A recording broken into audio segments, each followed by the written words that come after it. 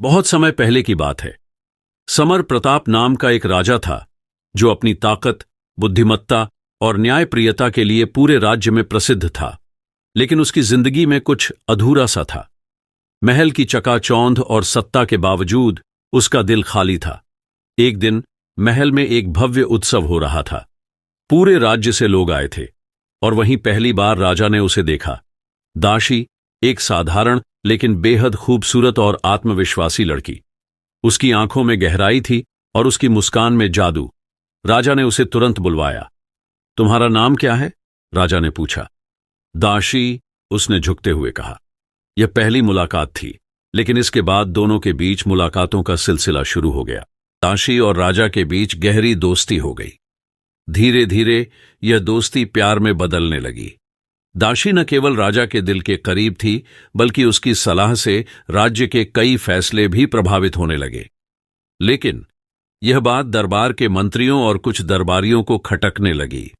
एक साधारण लड़की राजा के इतने करीब, यह ठीक नहीं है। दरबारियों ने राजा को समझाने की कोशिश की। महाराज, दासी आपका ध्यान भटका रही है। राज्य के लिए यह सही नहीं। लेकिन राजा ने उनकी बातों को नजरअंदाज कर दिया। दरबारियों ने दासी को बदनाम करने की साजिश रची। उन्होंने दासी को एक गुप्तचरी की तरह दिखाने का षड्यंत्र बनाया। झूठे दस्तावेज तैयार किए गए और उसे राजा के दुश्मन राज्य के साथ जोड़ने की कोशिश की गई। दासी को जब यह बात पता चली तो वह घबरा गई।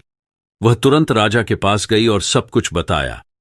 महाराज, मुझे आपसे डर नहीं लगता, लेकिन इन षड्यंत्रों से लगता है। मुझे लगता है कि मेरा यहां रहना आपके लिए मुश्किलें बढ़ा सकता है। राजा ने कहा, तुम्हारी सुरक्षा मेरी जिम्मेदारी है। मैं इन साजिशों को कुचल दूंगा। लेकिन दासी ने राजा को समझाया, महाराज, अगर मैं आपके जीवन से चली जाऊं तो ये षड्यंत्र अपने आप खत्म हो जाएंगे। उसने राजा को अलविदा कहा और एक छोटे से गांव में जाकर रहने लगी। राजा ने उसे रोकने की बहुत कोशिश की, लेकिन दासी ने अपना निर्णय नहीं बदला। राजा ने दासी को वापस लाने के लिए हर संभव प्रयास किया। सैनिक भेजे, पूरे राज्य में खोजबीन करवाई, लेकिन दासी नहीं मिली। वह उसे याद करते हुए अपनी पूरी जिंदगी बिता देता है। उसने यह समझा कि सच्चा प्यार पाने के लिए ताकत और सत्ता कुछ भी नहीं है। धन्यवाद।